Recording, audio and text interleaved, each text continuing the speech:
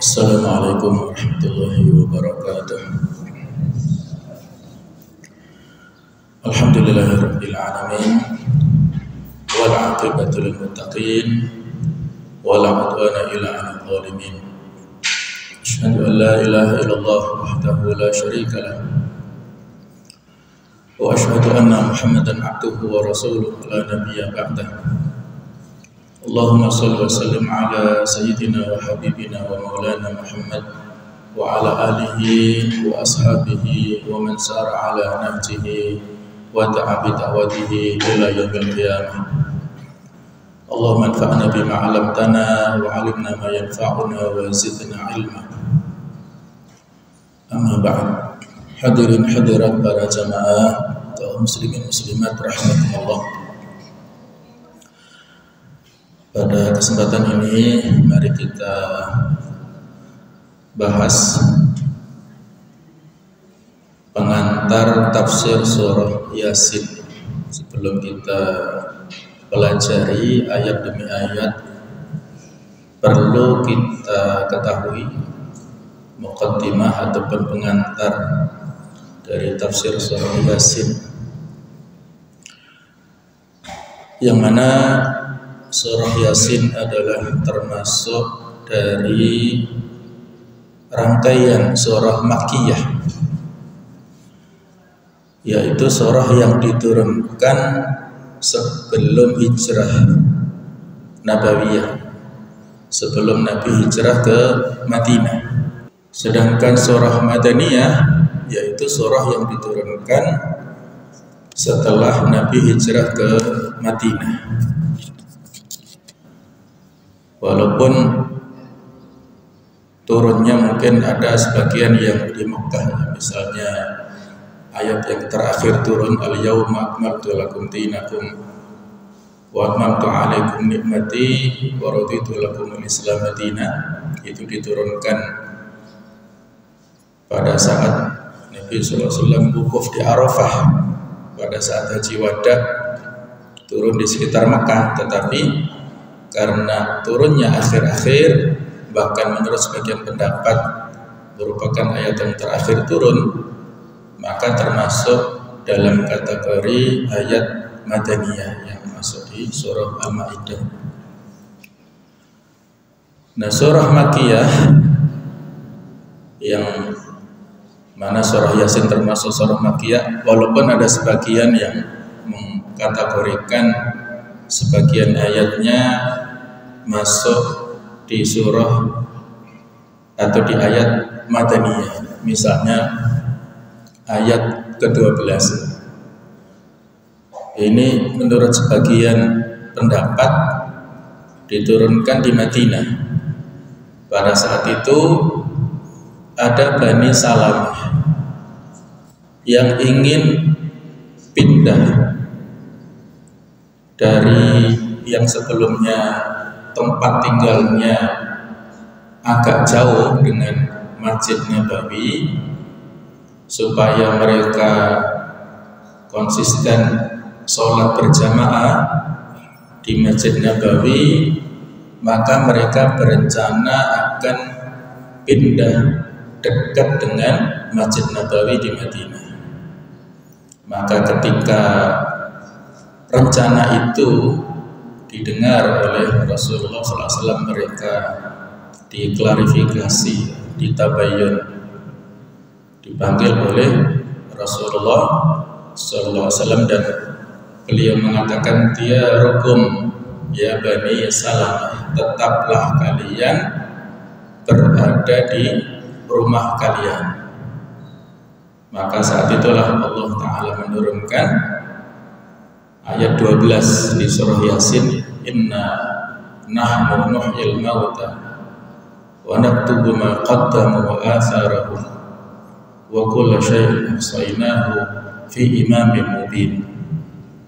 Sesungguhnya kami yang menghidupkan orang-orang yang mati, wa naktubu ma qaddamu wa atharahum, dan kamilah yang menuliskan apa yang mereka lakukan oleh kaki-kaki mereka, artinya langkah-langkah kaki yang dilakukan oleh Banu Salamah dan siapapun orang yang berangkat melangkahkan kakinya ke tempat-tempat mulia, terutama ke masjid untuk sholat berjamaah, maka dituliskan oleh Allah Subhanahu wa ta'ala pahalanya.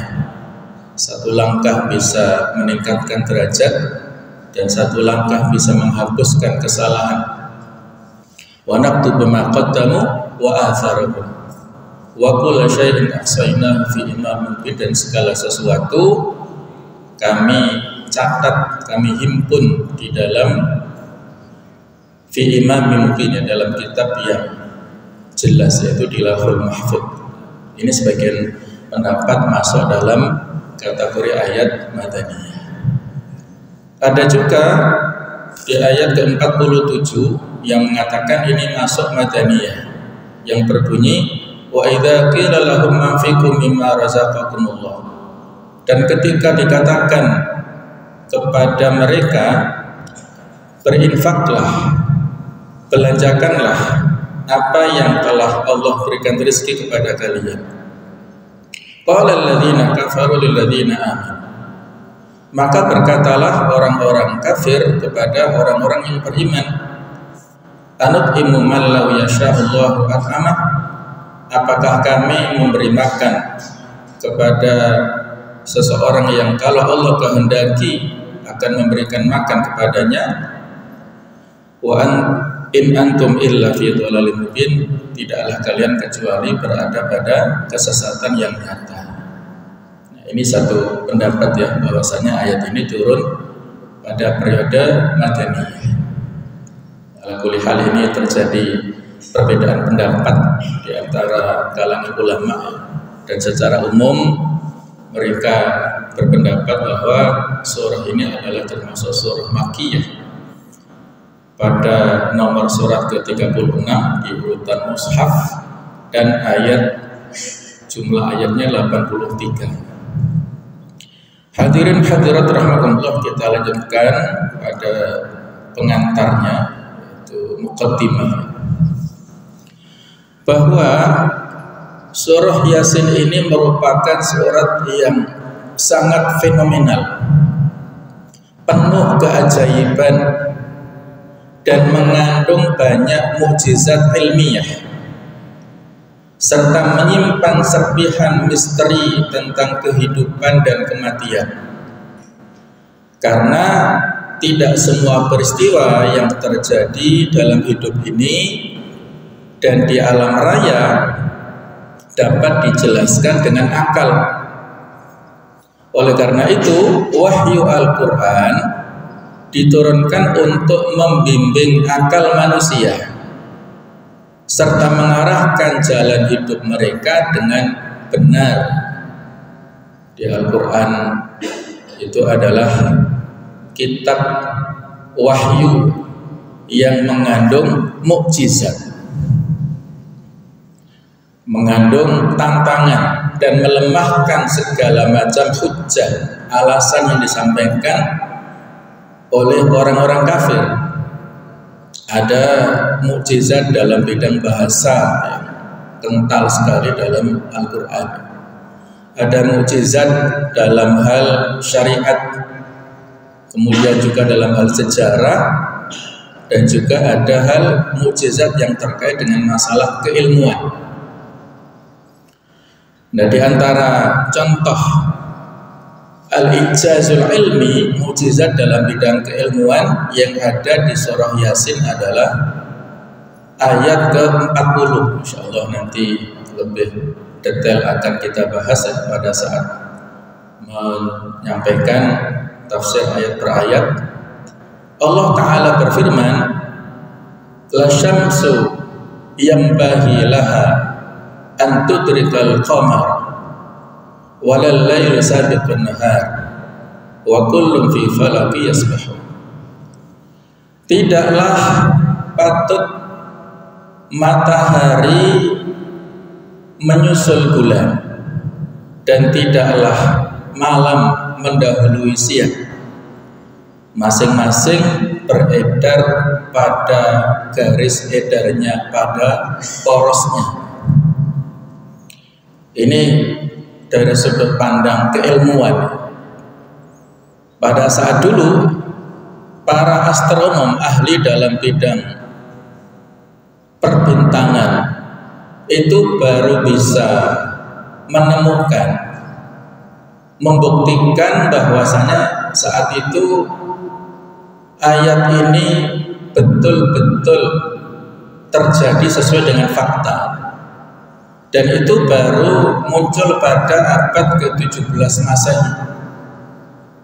Ada fakta ilmiah yang membuktikan tentang kebenaran ayat ini, bahwa segala benda tata surya yang ada di langit sana beredar, berjalan sesuai dengan porosnya masing-masing, tidak bergeser, semuanya beredar sesuai dengan aturan. Sementara ayat ini sudah diturunkan kepada Rasulullah SAW pada abad ke-6 Masehi, itu masa risalah kenabian.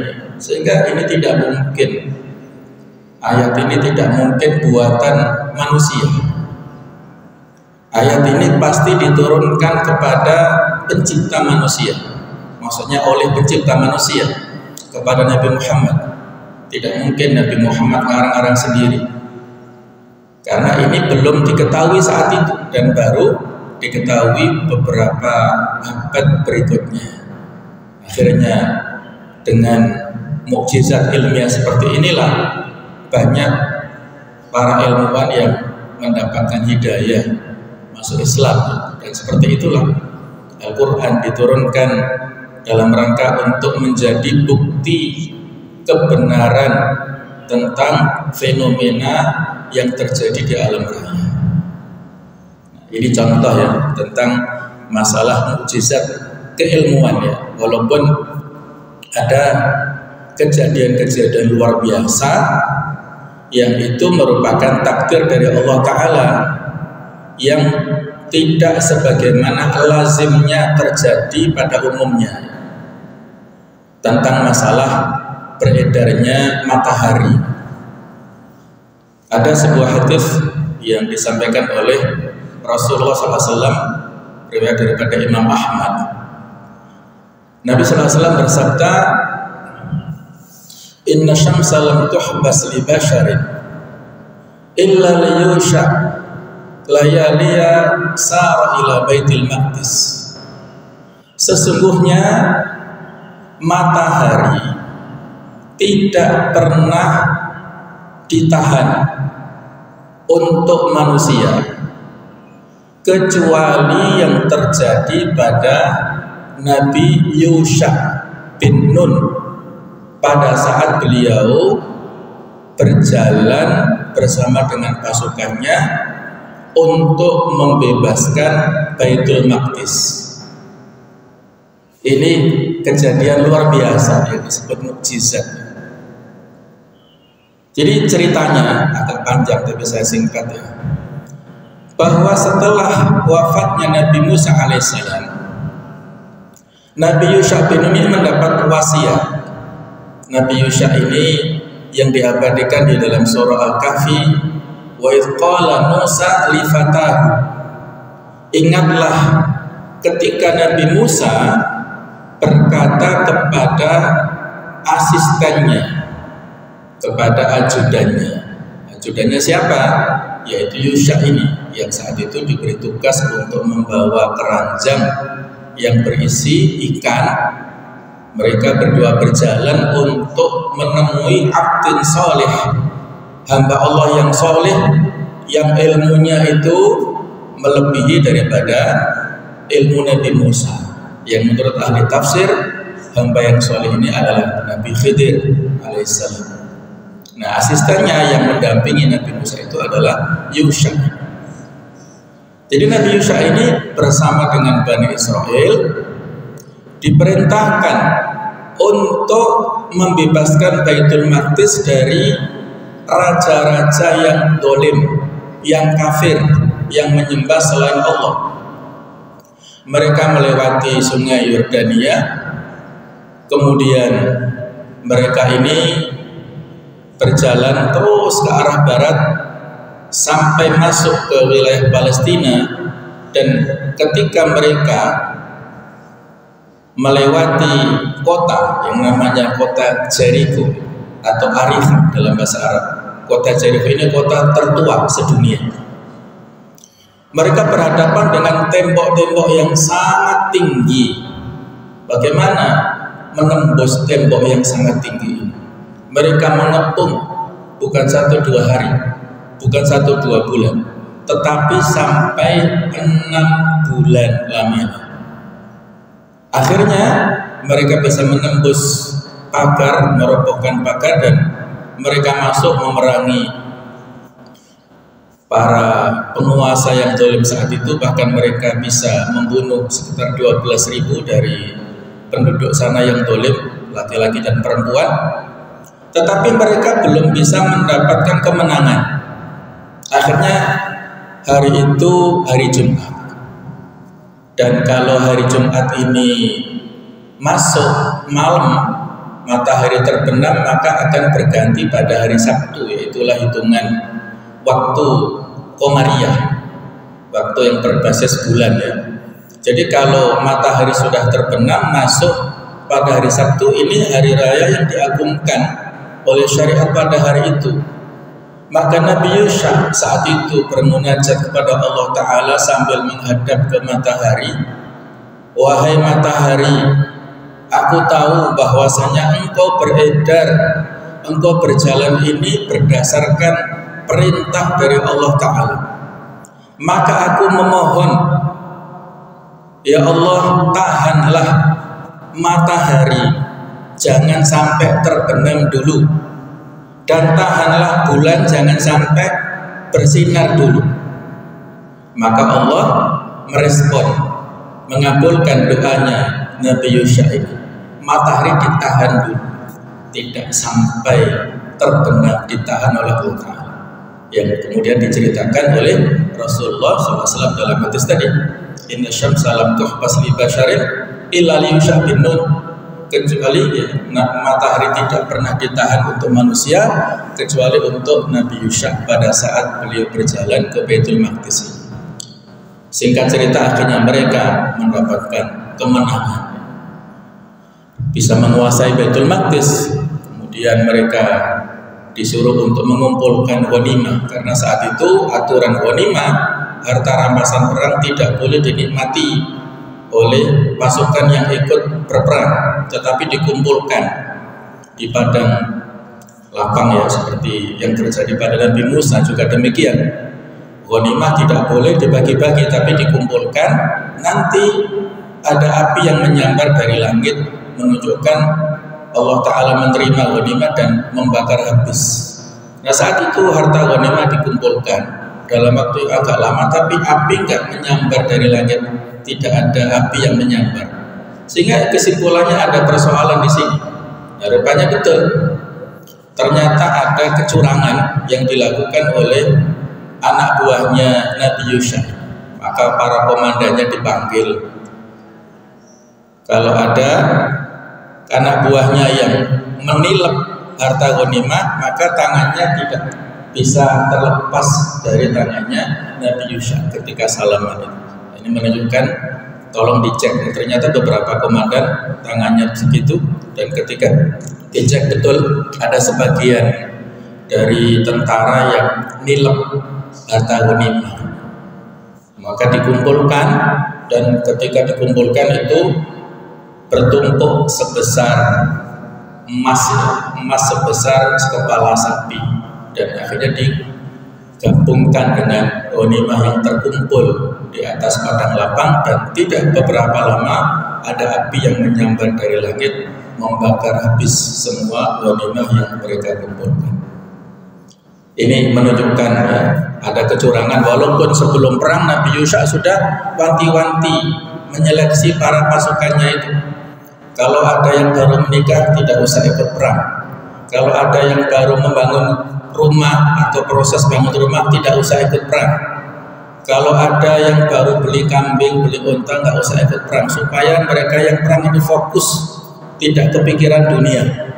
Ternyata masih ada saja, walaupun mereka sudah terseleksi dalam perjuangan, itu masih ada orang-orang yang memiliki ambisi duniawi. Itu sunatullah ya, yang perlu kita ambil pelajaran dalam kehidupan kita sehari-hari. Nah, intinya seperti itu jemaah sekalian. Ini contoh tentang kemukjizatan dalam hal ilmiah yang terjadi atau yang ada pada surah Yasin, dan dalam kehidupan kita sehari-hari mungkin kita pernah mengalaminya, atau mungkin saudara kita ya, tentang keajaiban pada saat kita merutinkan membaca surah Yasin. Ada kisah nyata di salah satu televisi ya, yang saat itu wawancara pada masa pandemi dulu. Ada seorang pengusaha ya, namanya Bejo, memang namanya Bejo. Dia saat itu mau collab, bangkrut ya, karena orderan sepi. Sementara dia harus menghidupi karyawannya sekitar 20 orang. Maka mereka melakukan tirakat atau riyadhah atau olahraga jiwa lah ya. Yaitu apa? Membaca surah Yasin setiap sore, membeber tikar, kemudian membaca surah Yasin selama 40 hari. Nggak tahu ya dia dapat informasi dari mana ya.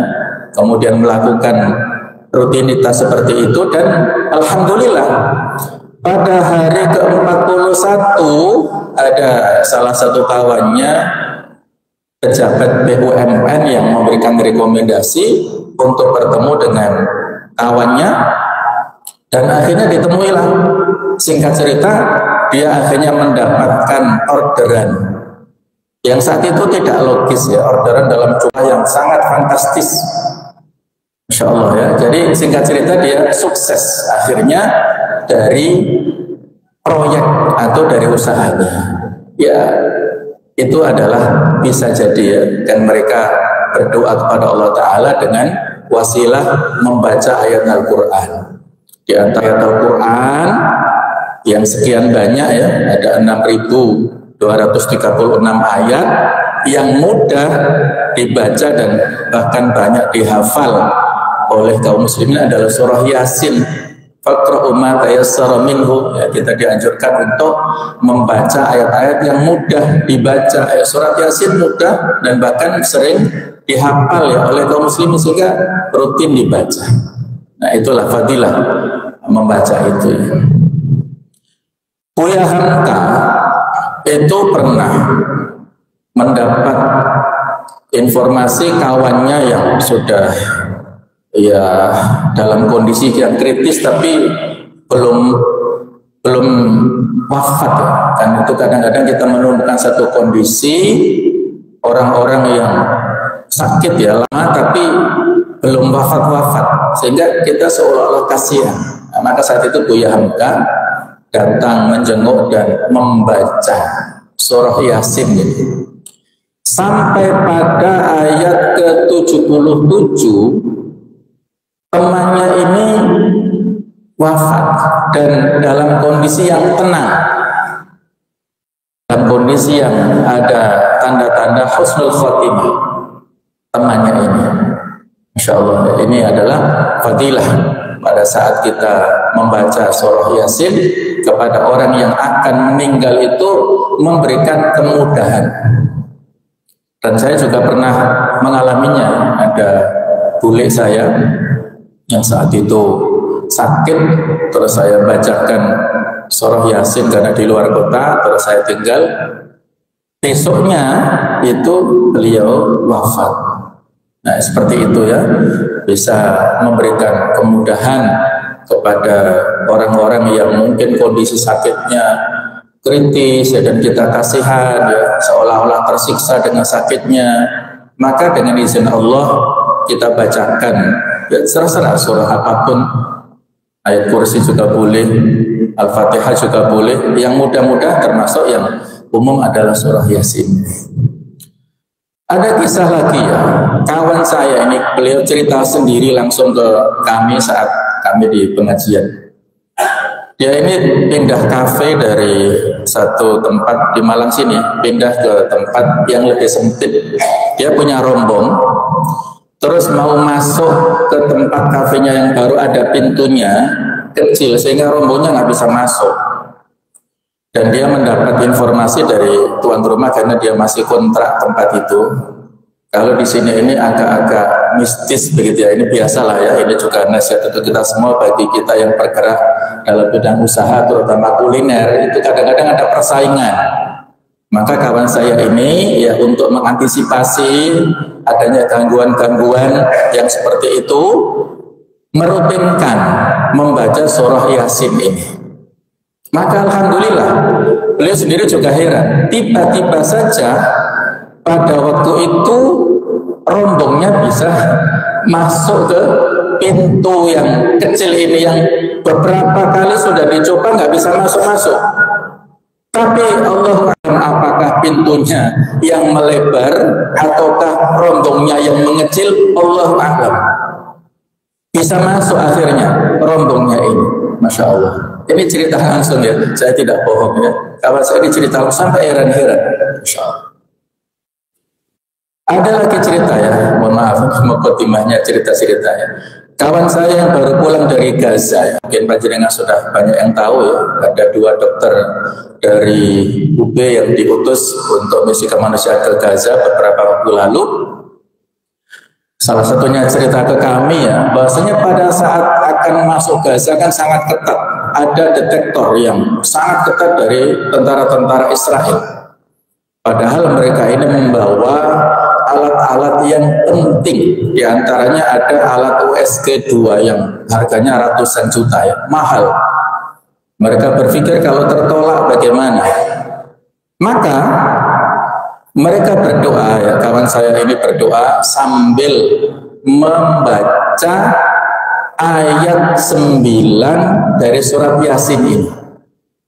Yang ini sudah masyhur ya.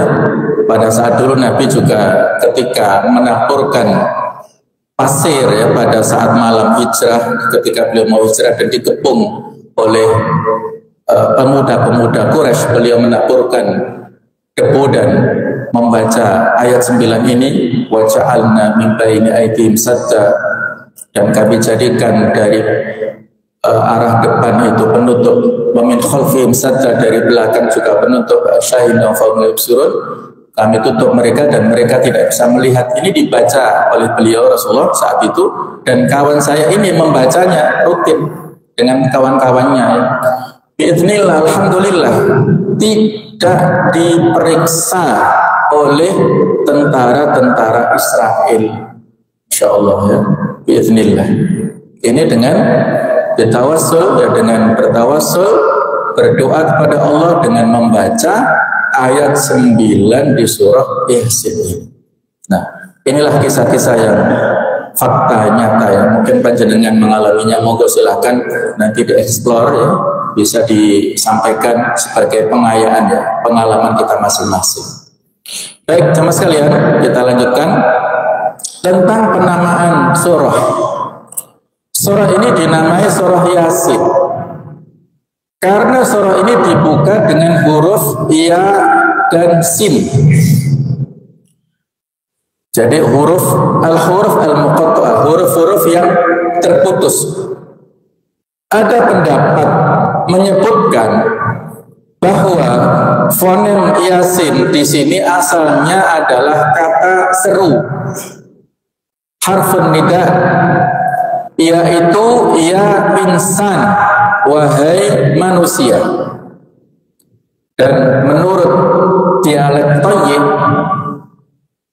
karena bentuk diminutif atau tasghir ya, bentuk pengecilan dari kata insan adalah unaisin. Jadi memang dalam bahasa Arab ada wazan tasghir yang berwazan fu'ail. Kalau kitab itu kitab biasa ya, kitab tebal, tapi kalau kitab kecil itu kita menyebut Qutaib, itu kitab kecil. Umar itu nama orang ya. Umar itu Umar yang sudah senior. Tapi kalau Umar kecil itu disebut Umair. Nah, biasanya begitu. Wazannya fu'ail. Nah, insan itu manusia biasa. Kalau manusia kecil itu unaisin. Ini menurut bahasa Qayyim.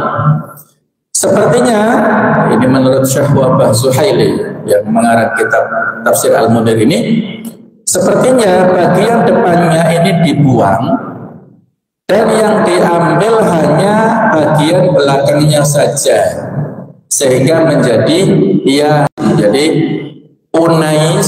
unainya itu dibuang, kemudian ada huruf nita, huruf iya di depan tadi digabungkan dengan penggalan terakhir sin, karena unainya dibuang sehingga menjadi iya dan sin, disebut yasin. Nah, berdasarkan pandangan ini, maka ada kemungkinan khitab atau redaksi perkataan ini ditujukan kepada Nabi Muhammad SAW dengan indikasi atau dengan bukti ayat selanjutnya. Pada ayat ketiga Allah berfirman, innaka laminal mursalin, sesungguhnya kamu wahai Muhammad benar-benar termasuk salah satu dari rasul-rasul. Nah, jadi ini satu pendapat ya, memang ada perbedaan pendapat, tetapi berdasarkan yang disampaikan Syekh Wahbah Zuhaili ini, bahwa yang dimaksud ya insan itu adalah ya Muhammad. Berdasarkan ada ayat yang ketiga ini, innaka laminal mursalin, sesungguhnya engkau wahai Muhammad termasuk salah satu di antara para rasul. Ya, jadi memang ini satu pendapat, walaupun ada pendapat lain yang berbeda ya, dan saya sering menyampaikan ya pada kajian seperti ini untuk bersikap objektif dalam menerima perbedaan-perbedaan pendapat. Satu informasi kita tampung, ada informasi pembanding kita tampung, supaya kita bersikap objektif, tidak terlalu fanatik dengan pendapat tertentu ya. Dan supaya kita kalau ada menemukan kelompok yang berbeda, kita biasa-biasa saja ya, tidak memiliki sebuah pendapat tertentu yang satu saja. Nah, ini biasanya. Termasuk di sini ya, ketika disebutkan tentang huruf-huruf yang terputus pada awal ini, sebagian ulama mengatakan ini huruf biasa yang disebut al-huruf atau al-ayat al-mutasyabihat, ayat-ayat yang samar-samar, yang maknanya Allah Ta'ala saja yang mengetahui, Allah a'lamu bimuradihi. Dan huruf-huruf yang terpisah ini memiliki maksud tantangan, karena biasanya kalau kita amati sama sekalian, surat-surat yang diawali dengan huruf-huruf yang terpisah, maka ayat-ayat yang disebutkan sesudahnya itu bicara tentang Al-Quran. Contohnya ini, surat Yasin ini, Yasin wal Quranil Hakim, bicara tentang Al-Quran. Kemudian Al-Baqarah, Alif Lam Mim, ini ayat terputus. Dzalikal kitabu, itulah Al-Quran, la raiba fih, bicara tentang Al-Quran. Kemudian surat Toha, Toha ma anzalna alaikal Qur'ana litashqa. Toha, tidaklah kami turunkan Al-Quran kepadamu wahai Muhammad untuk memberatkan kamu. Jadi ketika selesai bicara atau disebutkan ayat-ayat tentang huruf-huruf yang terpisah pada awal surat, maka berikutnya bicara tentang Al-Quran. Apa tujuannya? Tujuannya memberikan tantangan kepada orang-orang kafir Quraisy yang ahli dalam bidang bahasa. Mereka memiliki kelebihan dalam bidang bahasa ini.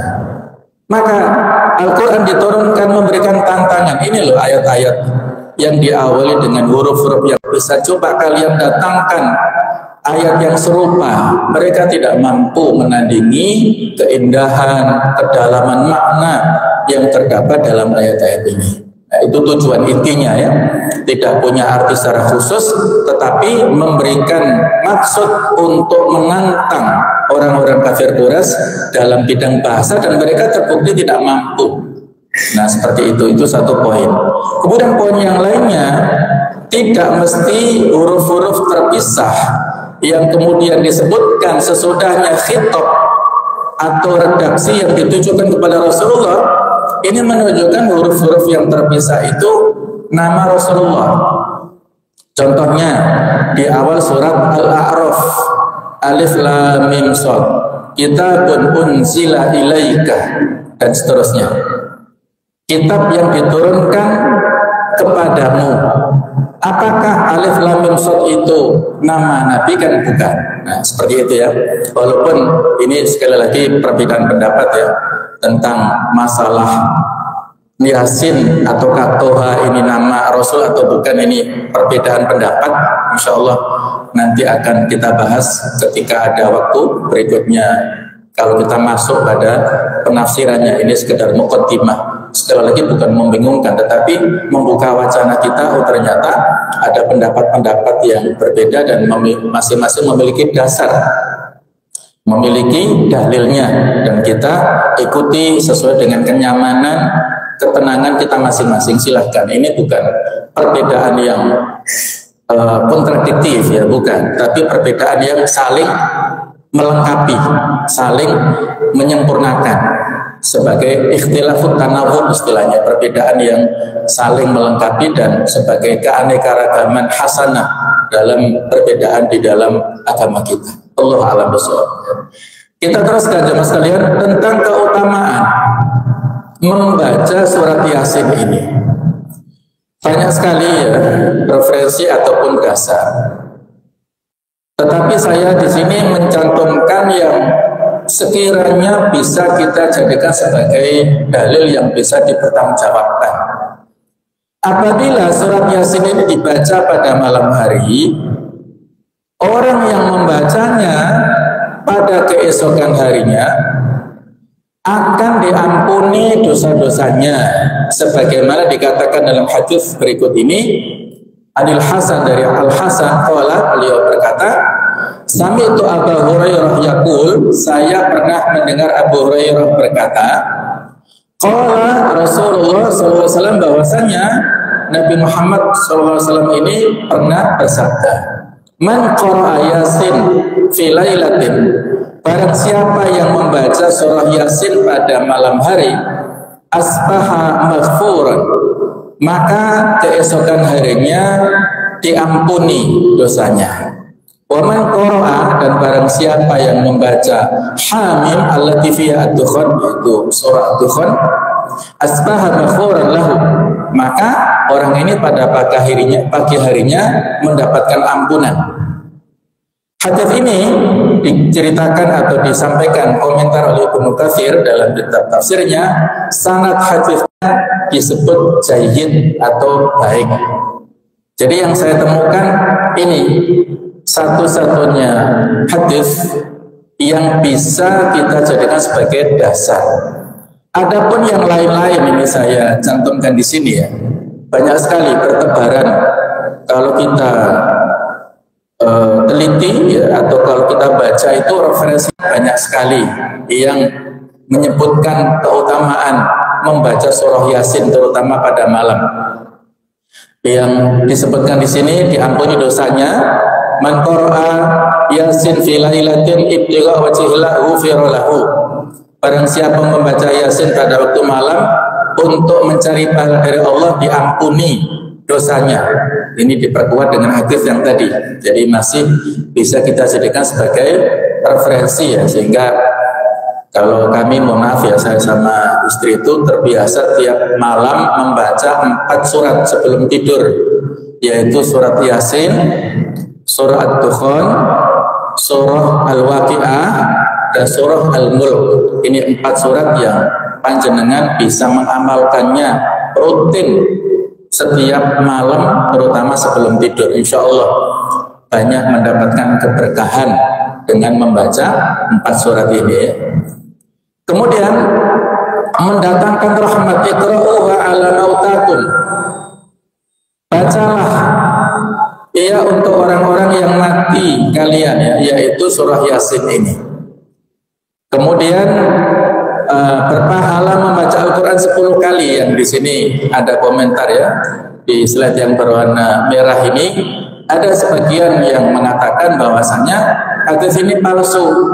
Inna likulli syai'in qalban. Sesungguhnya segala sesuatu punya jantung, punya intinya. Wa qalbul Qur'an Yasin, dan inti jantung Al-Quran adalah surah Yasin. Wa man qara'a Yasin, dan barang siapa yang membaca surah Yasin, kataballahu bi qiraatiha, maka Allah akan mencatat dengan bacaannya tersebut qiraatul Quran 10 marrat, seperti pahalanya membaca Al-Quran khatam sebanyak 10 kali. Nah, ini menurut sebagian ulama ya, hadis maudhu, hadis yang palsu, disebutkan dalam silsilah hadis yang dhaifah.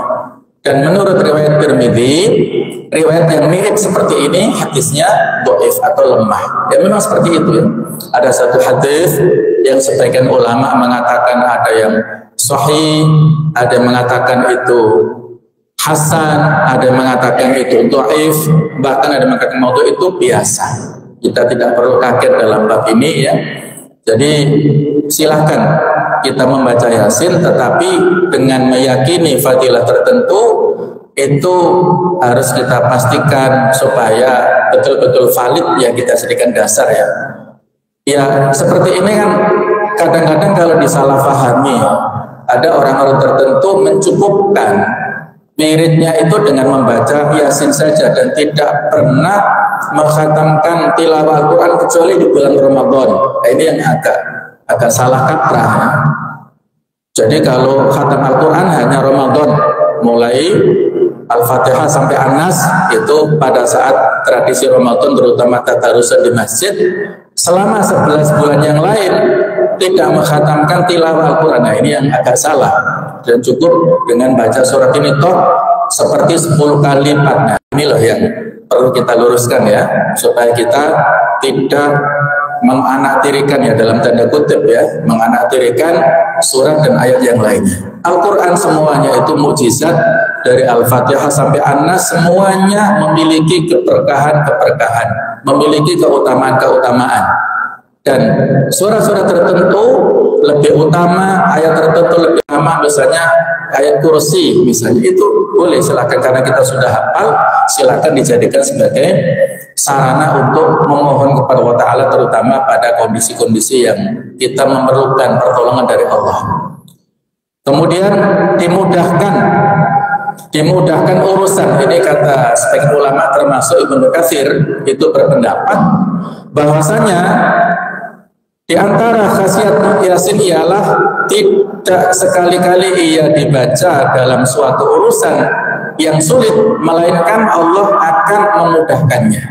Ini pendapat sebagian ulama termasuk Ibnu Katsir. Jadi sekali lagi ini ijtihad para ulama, bisa benar bisa salah, tetapi itu tadi berdasarkan pengalaman-pengalaman ya, yang sudah terlaksana ya. Kalau dalam bahasa Arabnya disebut mujarrabat ya. Mujarrabat itu sesuatu yang sudah terbukti ya.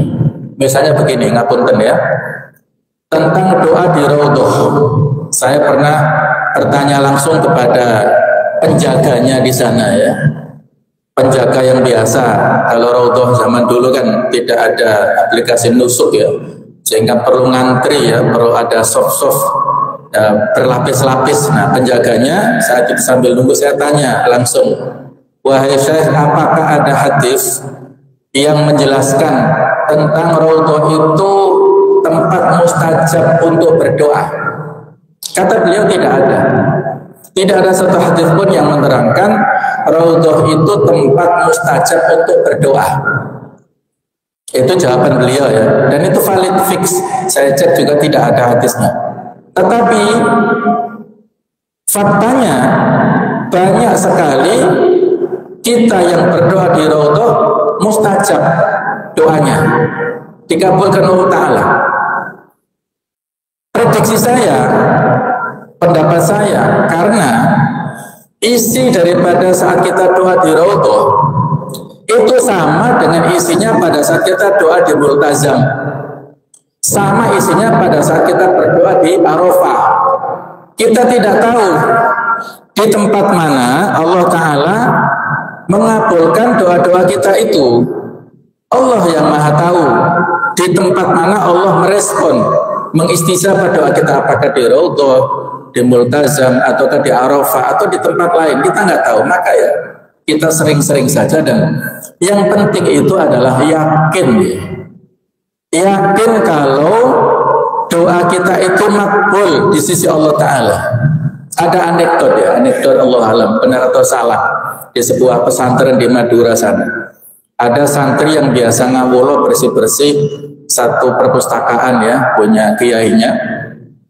Kemudian tanpa sengaja ketika bersih-bersih itu membuka kitab yang menurut dia isi kitab ini berisi doa untuk bergulat atau berkelahi. Maka dibaca, mungkin disalin, dihafalkan. Akhirnya setelah hafal dia nantang ke satu santri yang biasa pendekar lah di pondok itu ya, ditantang. Ini tangan untuk ya sekedar ya rame-rame di pondok biasa ya, bukan untuk bersungguh-sungguh berkelahi. Nah ternyata dia amalkan sebelum berkelahi membaca doa ini dan menang. Wah, santri-santri lain heran, ini kan santri kecil ya, badannya kerempeng melawan santri yang besar. Ternyata dia menang. Kemudian ditanya, apa kamu tadi baca doa apa? Terus dia cerita ya, dipanggil kiainya, Pak Yai, tadi saya kemarin atau kapan saya baca doa ini. Ternyata dicek, nah ini bukan, mungkin saya bahasa Madura saya mohon maaf gak paham ya. Akikot itu apa? Berkelahi. Jadi ini menurut santrinya doa akikot.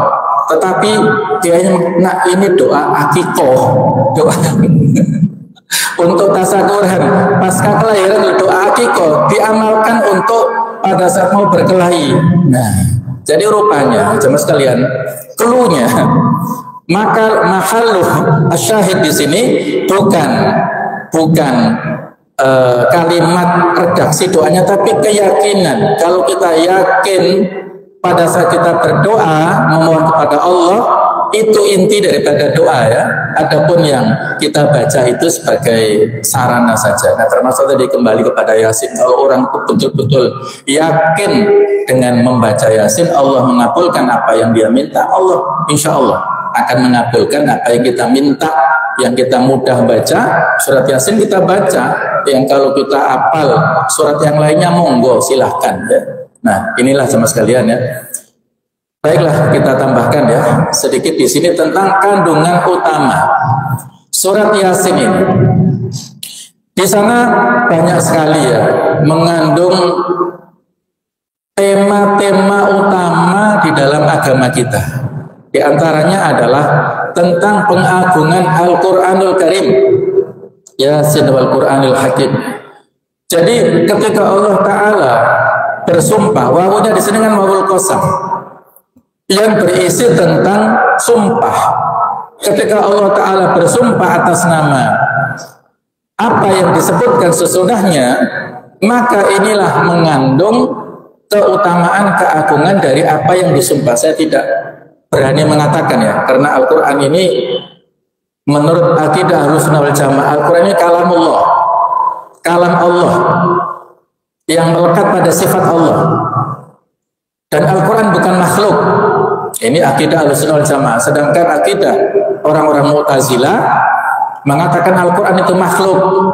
Nah ini berbeda ya, jauh dengan Ahlussunnah wal Jamaah.